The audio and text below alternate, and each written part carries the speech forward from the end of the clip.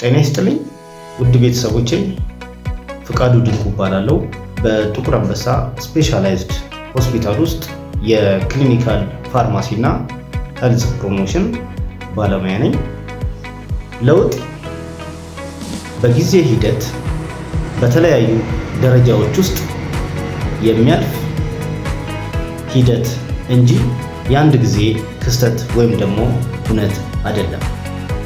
ውድ ቤተሰቦቼ እንደ ፈረንጆቹ አቆጣጠር በ1970ዎቹ መጨረሻ አካባቢና በ1980ዎቹ መጀመሪያ ላይ ሁለት የስነ ልቦና ጠበብቶች ጄምስ ፕሮካስካና እንዲሁም ደግሞ ካርሎ ዲክሊመንት የተባሉ ግለሰቦች የተለያዩ ወገኖቻችን ለጤና ጠንቅ በሆኑ ሱሶችና መጥፎ ልማዶች ቢያዙ ወይም ደግሞ በነዛ ሱስ ቢጠመዱ ከነዚህ ሱሶችና መጥፎ ልማዶች በጊዜ ሂደት ውስጥ ሙሉ ለሙሉ ሊለያዩ እንደሚችሉና እንደሚሰናበቷቸው ያብራራሉ። ውድ ቤተሰቦቼ እኒህ ሁለት የስነ ልቦና ጠበብቶች ለክሊኒካሉ ፕራክቲስ እነሆ ብለው ያበረከቱት የለውጥ ቲዮሪ ትራንስ ቴዎሬቲካል ቢሄቪየራል ቼንጅ ሞዴል ተብሎ ይጠራል። ይህ የለውጥ ንድፈ ሐሳብ እንዴት ስሙን አገኘ ወደሚለው ጥያቄ ስንመጣ በዛ ዘመን ሰዎች ለውጥ እንደሌለና እንዲሁም ደግሞ አንዳንድ በእነዚህ የጤና ጠንቅ በሆኑ ሱሶችና ልማዶች የተያዙ ወገኖች ወይም ደግሞ በእነዚህ ሱሶች የተጠመዱ ግለሰቦች ወይ በቀላሉ ከሱሱ ይወጣሉ ወይ ደግሞ ሳይወጡ እስከ መጨረሻው አብረው ይዘልቃሉ የሚል ድምዳሜ ነበር። ነገር ግን እኚህ አልኮልና ሱሶችን ሲያጠኑ የነበሩ የስነ ልቦና ሊቆች ምን ያደርጋሉ? በራሳቸው መንገድ ከሲጋራ ሱስ እስከ ወዳኛው ነፃ የወጡትንና እንዲሁም ደግሞ በሕክምና በመታገዝ ላይ የነበሩትን በሱስ ውስጥ የሚኖሩ የህብረተሰብ ክፍሎችን ማጥናት ይጀምራሉ። ከዚያም ለውጥ የአንድ ጊዜ ክስተት እንዳልሆነና እንዲሁም ደግሞ በተለያየ ሂደት ውስጥ የሚያልፍ ጊዜ የሚፈልግ ክስተት ወይም ደግሞ ሁነት መሆኑን ያረጋግጣሉ ማለት ነው። በዚህም የተነሳ ሰዎች በተለያዩ ሱሶችና ለጤና ጎጂ በሆኑ ልማዶች ውስጥ ቢሆኑ ከዛ ሱስና እንዲሁም ደግሞ ልማዶች ውስጥ ለማስወጣት ግን በተለያየ የለውጥ ስቴጅ ውስጥ ወይም ደግሞ ደረጃ ውስጥ ይመደባሉ ማለት ነው። እንግዲህ እነዚህ 6 የለውጥ ስቴፖች ወይም ደግሞ ደረጃዎች አሉ። እነዚህ 6ቱ የለውጥ ስቴጆች ወይም ደግሞ ደረጃዎች በ3 ዋና ዋና የለውጥ ምሰሶ ይከፈላሉ ማለት ነው። አንደኛው እነዚህ 6ቱ የለውጥ ደረጃዎች በ3ቱ የለውጥ ምሰሶ ውስጥ ሲመደቡ አንደኛው የለውጥ ደረጃ ወይም ደግሞ ስቴጅ ኦፍ ቼንጅስ በመባል ይታወቃል።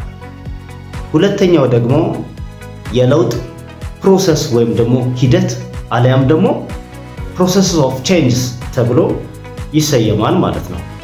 በስተመጨረሻም ሶስተኛው ምን ሊባል ይችላል? ዲሲሽናል ቼንጅ ወይም ደግሞ ሰልፍ ኤፊካሲ በራስ መተማመንና እንዲሁም ደግሞ የለውጥ ውሳኔ በመባል ይታወቃሉ ማለት ነው። እነዚህ የስድስቱ የለውጥ ደረጃዎች ምሰሶ ሶስቱን ለመጥቀስ እንደሞከርኩት ወደ ስድስቱ የለውጥ ደረጃዎች ስንመጣ ደግሞ አንደኛው ፕሪኮንቴምፕሌሽን ወይም ደግሞ ቅድመ ማሰብ ሲሆን ሁለተኛው ደግሞ ኮንቴምፕሌሽን ወይም ደግሞ የማሰብ ደረጃ በመባል ሲታወቅ ሶስተኛው ደግሞ ፕሪፓሬሽን ወይም ደግሞ ዝግጅት ይባላል። አራተኛው አክሽን ወይም ደግሞ የተግባር ደረጃ በመባል ሲታወቅ አምስተኛው ደግሞ ሜንቴናንስ ወይም ደግሞ በዘላቂነት የሚፈለገውን ባህሪ ይዞ መቀጠል በመባል ሲታወቅ የመጨረሻው ደረጃ ደግሞ ተርሚኔሽን ወይም ደግሞ ያ የማይፈለገውን መጥፎ ባህሪ የጤና ጉዳት ሊያስከትል የሚችል ወይም ደግሞ ሱስ ቶታሊ የማቋረጥ የማስወገድ ወይም ደግሞ በእንግሊዘኛው ተርሚኔሽን በመባል ይታወቃል ማለት ነው። ውድ ቤተሰቦቼ ሰዎች ካሉበት ሱስና እንዲሁም ደግሞ መጥፎ ጤናን ሊጎዳ ከሚችል ባህሪ በእያንዳንዱ ደረጃ ውስጥ ምን አይነት ሂደቶችን ተግባራትን ሊያከናውኑ ይችላሉ የሚሉትን ደግሞ አንድ በአንድ ለማየት እንሞክር። ለመጀመሪያ ያክል ፕሪኮንቴምፕሌሽን ስቴጅ ላይ ወይም ደግሞ ቅድመ ሐሳብ ላይ የነበረ ሰው ይህ ሰው ቶታሊ ቅድመ ሐሳብ ላይ ነው ያለው። ስለነበረበት እያደረገ ስላለው መጥፎ የጤና እክል ስለሚያመጣው ልማድ ላይናገር ይችላል፣ ላይጠቅስ ይችላል፣ ወይም ደግሞ ሙሉ ለሙሉ ሊክድ ይችላል። በዚህ ጊዜ ይህን ሰውዬ ሊረዳው የሚችለው ዋነኛው ተግባራት ስላለበት ስለሚያደርገው ስለሚፈጽመው ተግባራት ግንዛቤ መስጠት፣ መረጃ ማጋራት፣ ዕውቀቱን ከፍ ማድረግ የመሳሰሉ ነገሮች ናቸው። እንግዲህ እዚህ ደረጃ ላይ ያለን ሰው በዚህ መልኩ ስለ ሁኔታው በቂ መረጃ እንዲኖረው በመርዳት ለቀጣይ ወይም ደግሞ ኮንቴምፕሌሽን ለሚባለው ለማሰብ ደረጃ ማብቃት ነው ማለት ነው። እኚህ ሰዎች መውቀስ ወይም ደግሞ በሚያደርጉት ድርጊት መፈረጅ አያስፈልግም ማለት ነው። ወደ ሁለተኛው ደረጃ ስንሄድ ኮንቴምፕሌሽን ወይም ደግሞ የማሰብ ደረጃ ይባላል።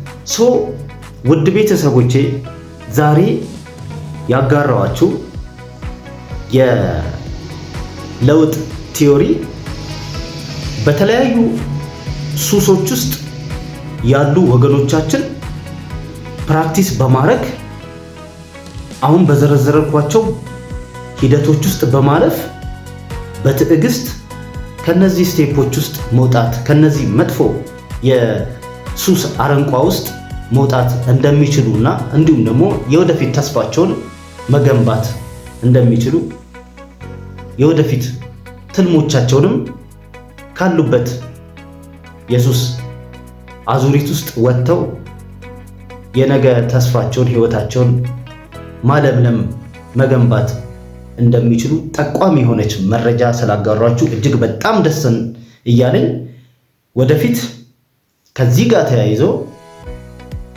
ሌሎች የጤና ጉዳዮችን የማጋራችሁ ይሆናል። የዩቲዩብ አካውንቴን እንዲሁም ደግሞ የቲክቶክ አካውንቴን ላይክ በማድረግ ሰብስክራይብ በማድረግ ፎሎ በማድረግ ሼር በማድረግ ቤተሰብነቱን ያረጋግጡ። እጅግ በጣም አመሰግናለሁ።